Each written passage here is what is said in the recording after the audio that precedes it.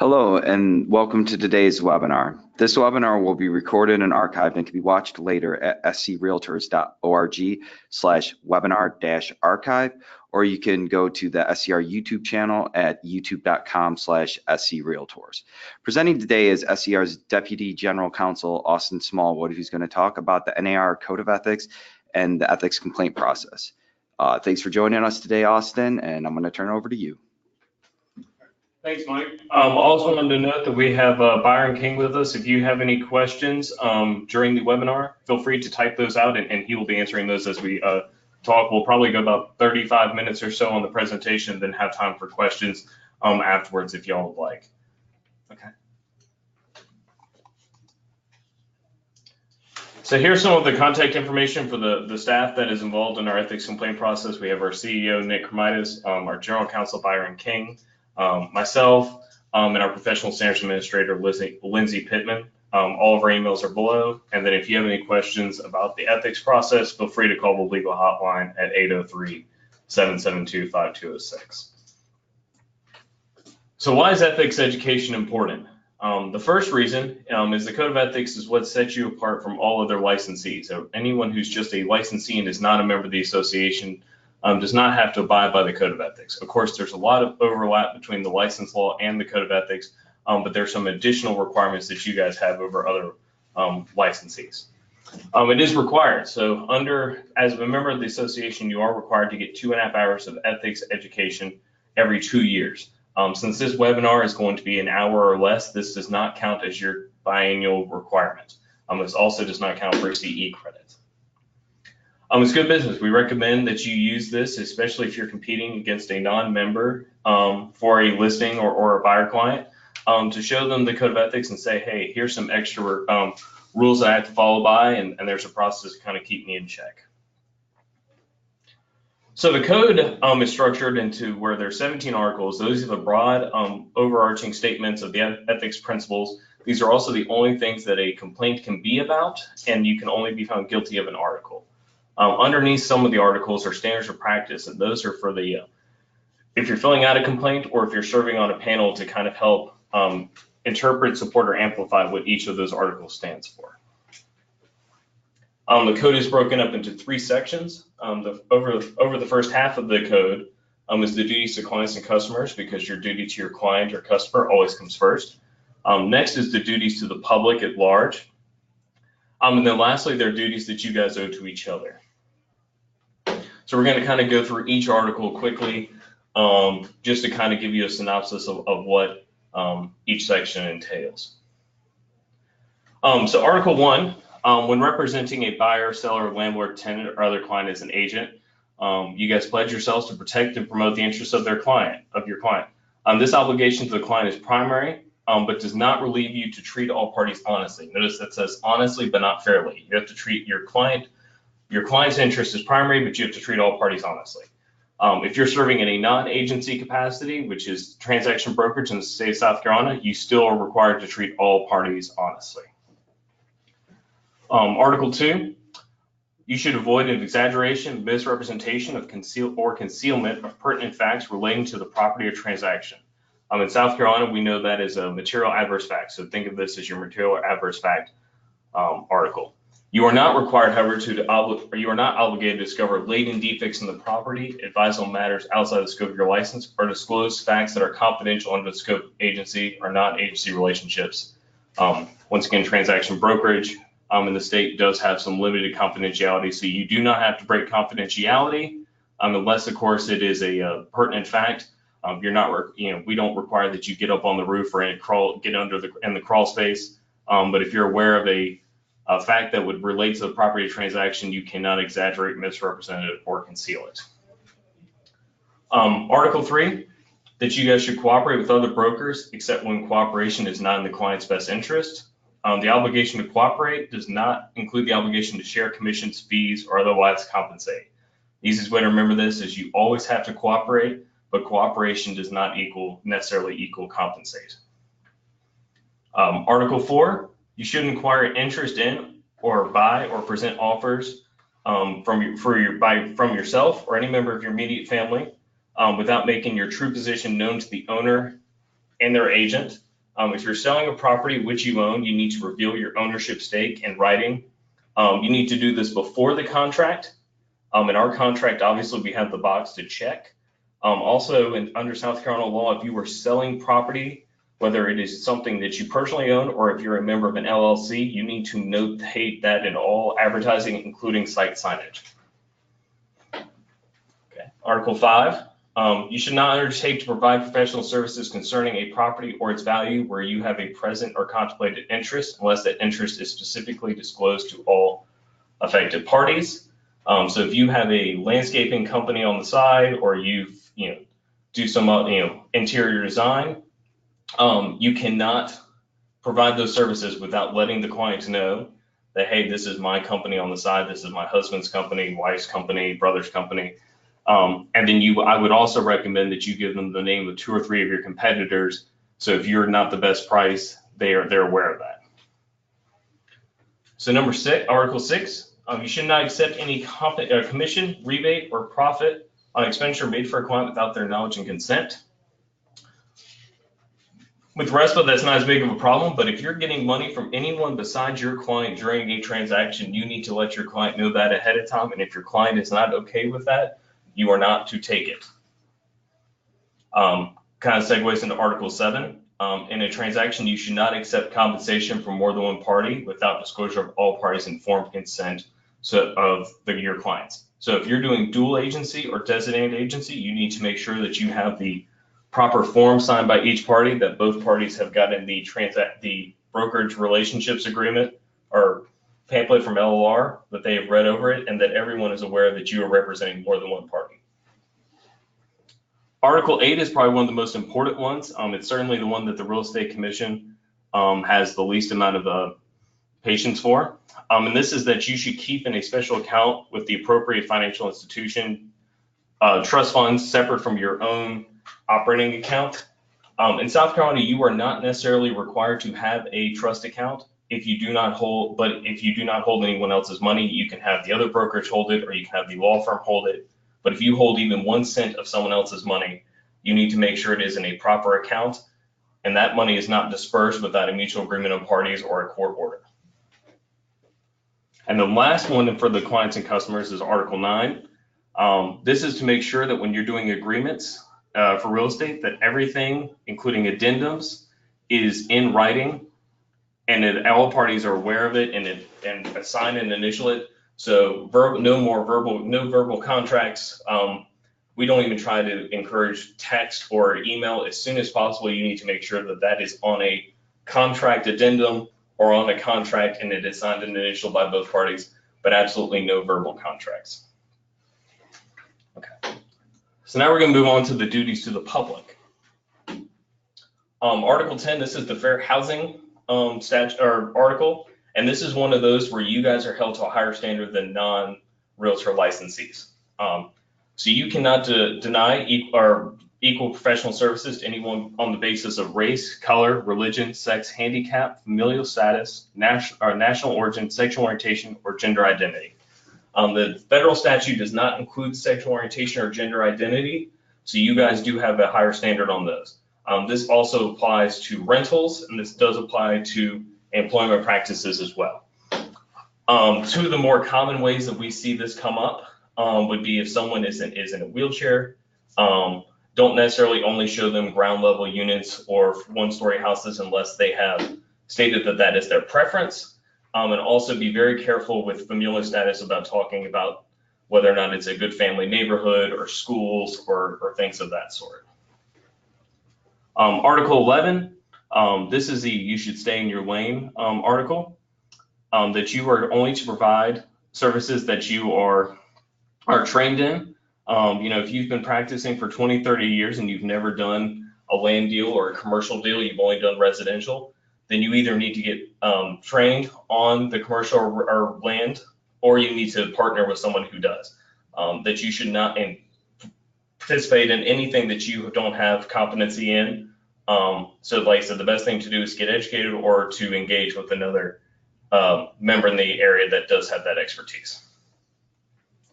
Article 12, this is our most common one that we get complaints about because it's sort of the easiest one to prove.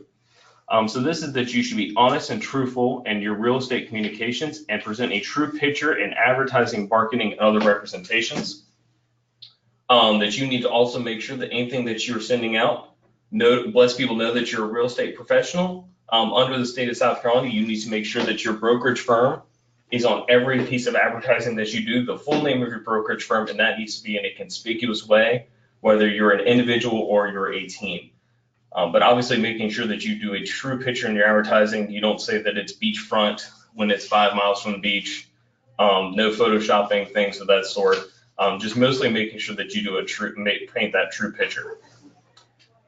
Article 13, this is Byron and mine's favorite article. This is that you should not engage in any activity that constitutes the unauthorized practice of law, and that you should recommend legal counsel whenever the transaction requires it.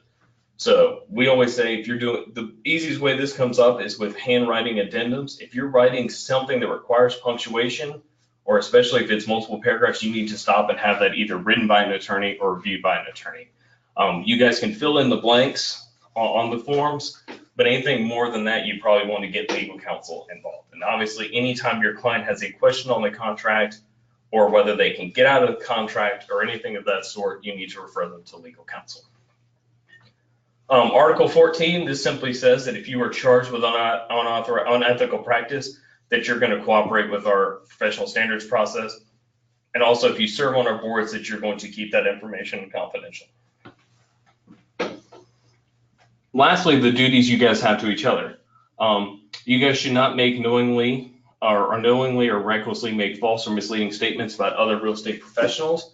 That's not only realtors or other licensees, but that's closing attorneys, title companies, mortgage officers, anyone who's involved in the real estate process.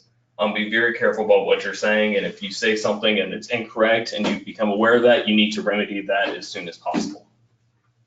Article 16, just that you should not take any action inconsistent with the exclusive representation of another realtor's client. So if someone's under an exclusive relationship, you need to leave them alone during that period of that exclusivity. And then lastly is the arbitration article. So this is what happens if you have a commission dispute amongst yourselves. This does need to be broker to broker. And this is just something that we require that you mediate those disputes before going to court. Also remember under license law that you should not hold up a transaction over a commission dispute. You have 180 days after the closing to file this claim. So wait till the closing is over, put the disputed funds in an escrow account, try to mediate or make sure you arbitrate it. So now that we kind of know what the Code of Ethics is, let's talk about how the whole ethics complaint process works. So the first thing that happens is your local association or us at the state association get a call or letter from either another member or a member of the public, because anyone can file an ethics complaint. The first thing we do is make sure that the parties have talked to their broker, they have talked to the agent, they've talked to the person that they have a complaint about. If they have done that, then we will send them a complaint package. Once we get the complaint package, then we'll get the complaint package back about 1 of every 8 times. Once we get the complaint package back, it will go to our grievance committee, which is our grand jury, which will look at the complaint and say, assuming everything on the face of it is true, does it give rise to an ethics complaint? After it goes through grievance, the association does have the ability to, if the complainant chooses, to engage in ethics mediation or ombudsman service, where the 2 parties can try to resolve the complaint in lieu of going to a hearing.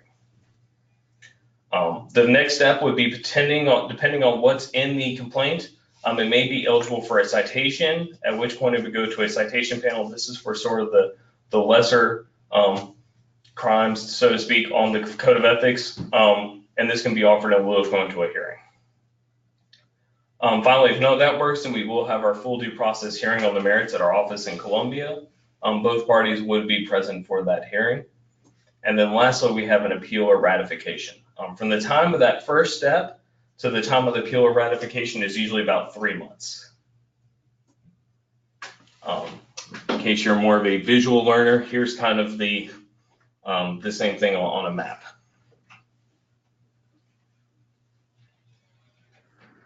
So what exactly is involved in due process?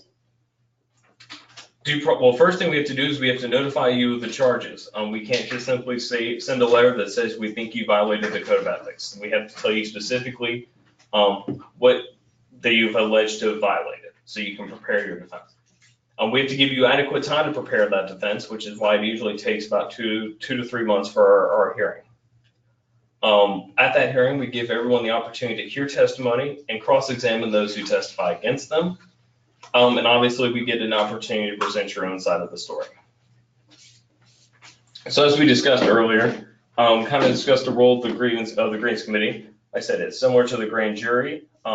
They only get the complaint. We do not give them the response because we do not want them trying the case. We simply want them looking at the complaint and saying, assuming everything is true, is this a violation of the Code of Ethics? I said they initially review and screen an ethics complaint as well as arbitration requests. They do not conduct hearings. They do not determine if a violation occurred or if monies are owed. And they meet via conference call at the state association level, so you do not have to drive in person if you serve on that state committee. We mentioned this Ombudsman or ethics mediation process. This is an optional service that a complainant can choose to engage in. They would be connected with one of our members who has got professional standards experience as well as mediation experience, and try to facilitate a compromise. The main reasons to do this is it saves time, money, and improves relationships because you're able to get involved in this process early on. You don't have to drive to Columbia, potentially accrue attorney costs, and you tend to get along better with people if you're able to work out a compromise, as opposed to going to Columbia and having 5 people you've never met resolve your conflict. So citation panel, this is the group that would review and see whether a complaint is eligible for a citation. It's at least 3 members of the Professional Standards Committee. They determine whether a violation is eligible for a citation program and then what the appropriate citation for the violation would be.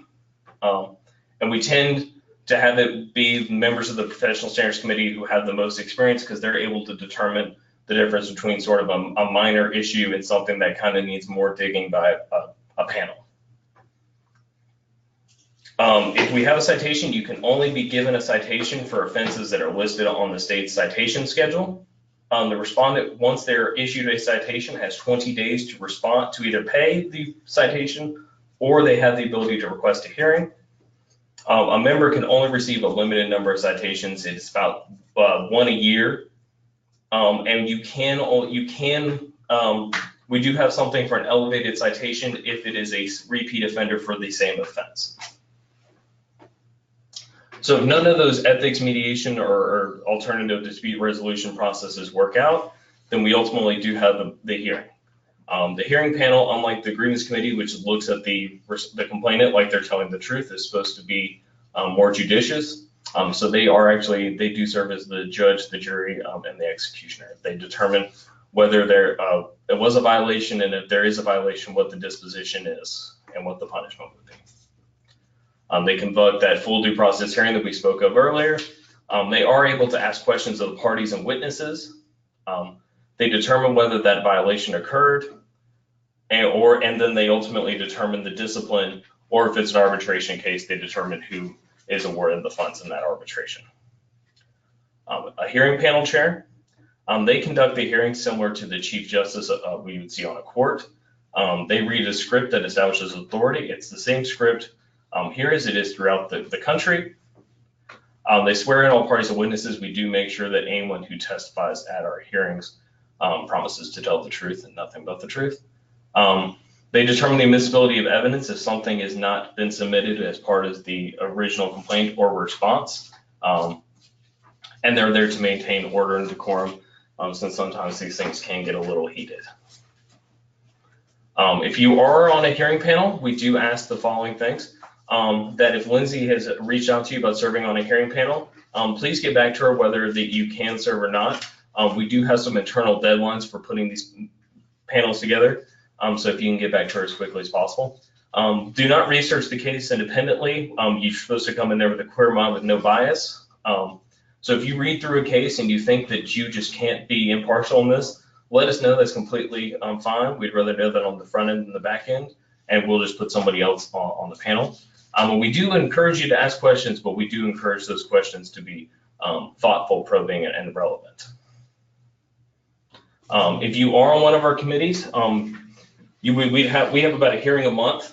So it's only about 60 panel members and 60 grievance committee members. Our state committees have almost close to 100 in both of those.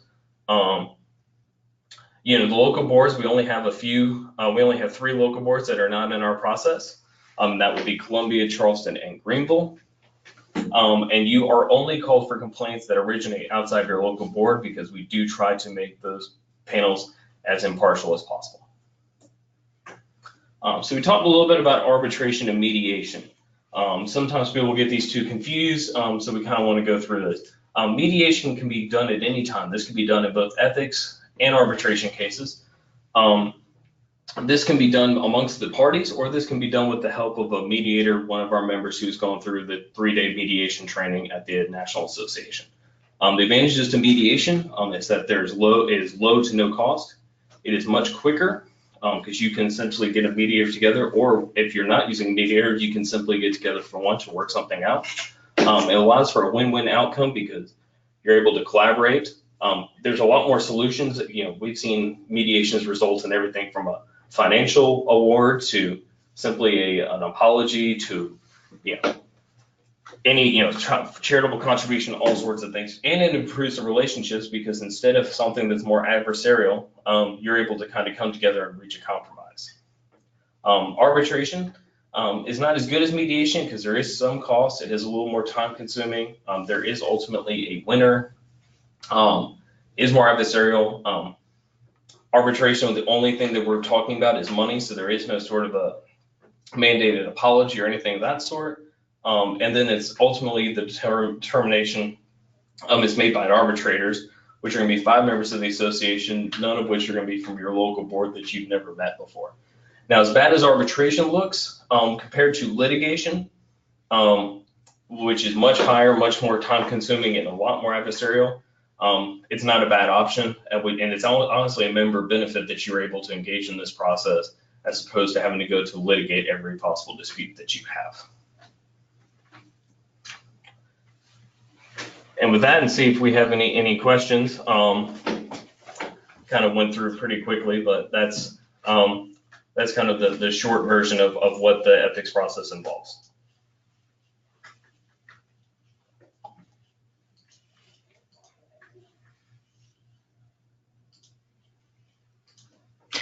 And while we wait to see if there's any questions coming through, I just want to remind everyone that if you want to go back and rewatch this, it will be available. You could go to either screaltors.org and /webinar-archive, or you could go to our YouTube channel, and that's youtube.com/screaltors. And it doesn't look like we have any questions, so thanks for hosting this today, Austin. And actually, we do have one that just came through. Okay, so this question is, what are the most frequent types of ethics violations? As I stated earlier, Article 12, which is the advertising, we tend to get a good number of, just because that's the kind of the easiest to prove. Someone mislabels something on an advertisement. Those are kind of the easiest ones. Article 16, the interfering with exclusive brokerage relationships, that tends to be the most common thing filed amongst members of each other. And then Article 1, which is just that general treat all parties honest, all treat all parties honest or honestly. That kind of is a catch-all article. So I would say Articles 1, 12, and 16 are the most common that we get. Okay, it looks like we've got a couple more coming in.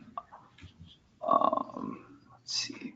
So based on the Code of Ethics, is it unethical for agents to have a photographer color grass in photos during winter? This person claims that they've seen it in MLS listings. Ultimately, a determination of whether something's ethical or unethical would be that of a hearing panel. But obviously, we would always encourage on the legal hotline that you present the truest picture possible. And so any alterations to the subject property could leave you some liability for an ethics complaint. Okay, we've got another question here. This person says, I recently encountered an agent who is completing the seller disclosure notice. It held misleading information and cost my client inspection fee, appraisal, CL 100 fee. Is this an ethics violation? Well, the filling out of the property disclosure statement would get more into license law for sure. As the form states, the filling out of that form is the sole responsibility of the client, of the seller, and if they have any questions, they need to be in consult with their attorney. So we do not recommend that you fill out those disclosure statements. In regards to the monetary issue, we do not, through our process, have the ability to award monetary damages. So if your client is looking for restitution in a monetary sense, then they would need to go through the court system, because neither us nor LLR have that ability. But obviously, if you feel like there's been unethical conduct, you can always, you or your client can file an ethics complaint as long as it's been within 180 days of the facts occurring.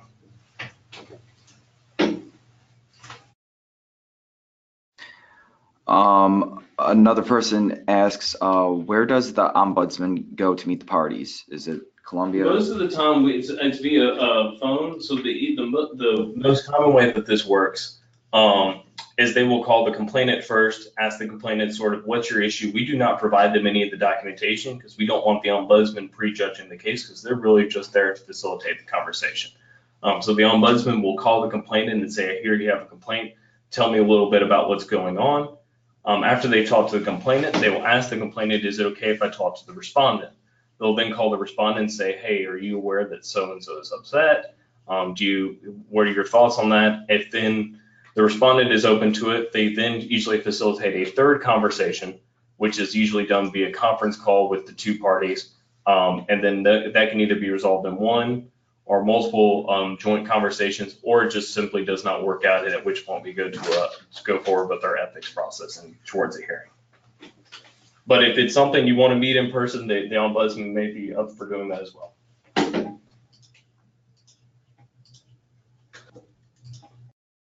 It doesn't look like there's any other questions. Austin, if they have any other questions, where can they reach you at? We'll go back to our email addresses and the legal hotline number.